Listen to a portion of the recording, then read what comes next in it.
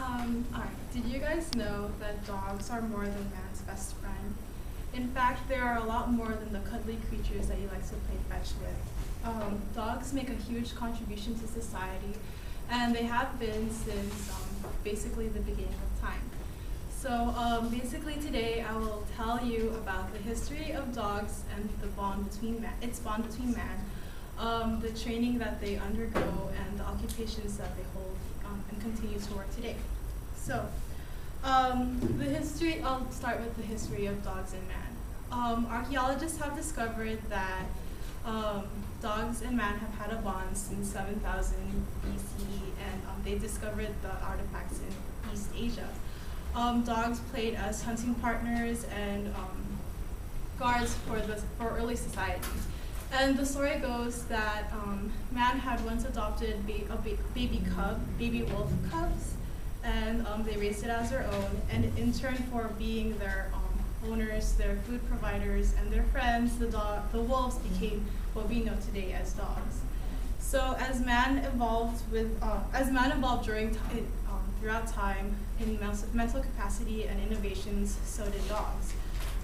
S.J. Gould, the writer of Eight Little Piggies, wrote that as dogs continued to be raised in human households, did they continue to become domesticated. So with every step towards time, every step moving forward time, people were able to train dogs for other things other than hunting. So in the early 16th century, that humans had already discovered that they could train dogs to provide as guides for blind people.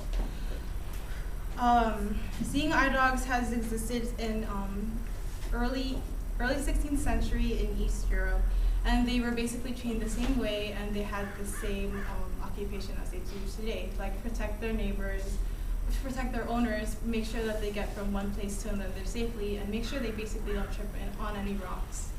So you see that as time goes by, dogs go from hunting to like seeing eye dogs.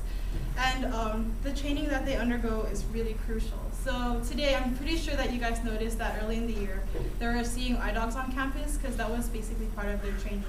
So like dogs would be introduced to like busy streets or like our busy campus. This way they could get used to learning and being able to successfully guide whoever their owner.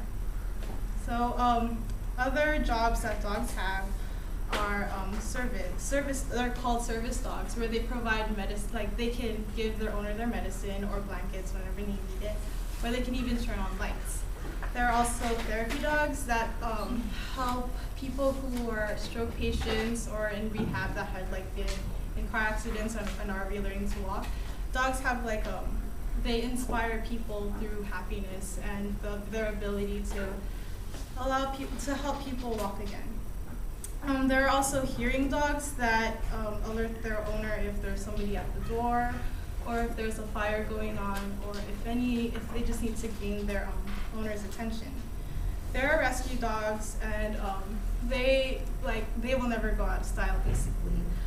Their nose and their agility, being able to like climb rocks and discover a missing person in the woods, that will never go out of style, and they'll continue to work on that. And there are bomb squad dogs that detect bombs, obviously.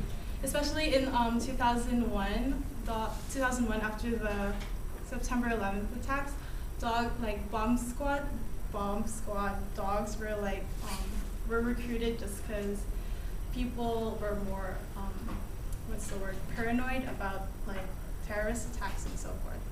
And there are police dogs that you see around.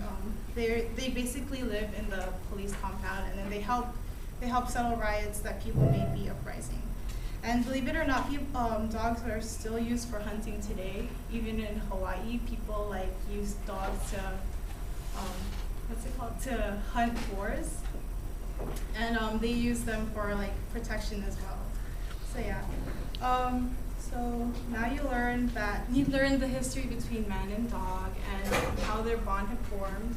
you learn, I hope I taught you a little bit about the training that they undergo, and the occupations that they hold today.